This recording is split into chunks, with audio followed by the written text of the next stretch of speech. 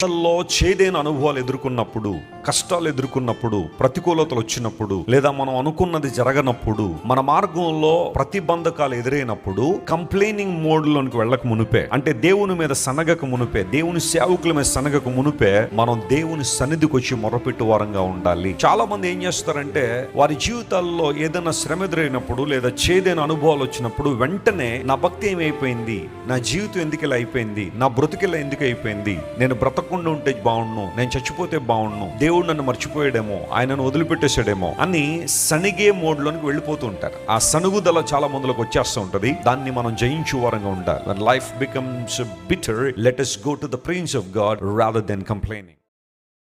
లో చేదైన అనుభవాలు ఎదుర్కొన్నప్పుడు, కష్టాలు ఎదుర్కొన్నప్పుడు, ప్రతికూలతలు వచ్చినప్పుడు, లేదా మనం అనుకున్నది జరగనప్పుడు, మన మార్గంలో ప్రతిబంధకాలు ఎదురైనప్పుడు కంప్లైనింగ్ మోడ్ లోనికి వెళ్ళక మునిపే, అంటే దేవుని మీద సనగక మునిపే, దేవుని సేవకుల మీద సనగక మునిపే మనం దేవుని సన్నిధికి వచ్చి మొరపెట్టు వారంగా ఉండాలి. చాలా మంది ఏం చేస్తారంటే వారి జీవితాల్లో ఏదైనా శ్రమ ఎదురైనప్పుడు లేదా చేదైన అనుభవాలు వచ్చినప్పుడు వెంటనే నా భక్తి ఏమైపోయింది, నా జీవితం ఎందుకు ఇలా అయిపోయింది, నా బ్రతుకిలా ఎందుకు అయిపోయింది, నేను బ్రతకుండా ఉంటే బాగుండు, నేను చచ్చిపోతే బాగుండు, దేవుడు నన్ను మర్చిపోయాడేమో, ఆయనను వదిలిపెట్టేశాడేమో అని సనిగే మోడ్ లోనికి వెళ్ళిపోతూ ఉంటారు. ఆ సనుగుదల చాలా మందిలోకి వచ్చేస్తూ ఉంటది. దాన్ని మనం జయించు వారంగా ఉండాలి. When life becomes bitter, let us go to the presence of God rather than complaining.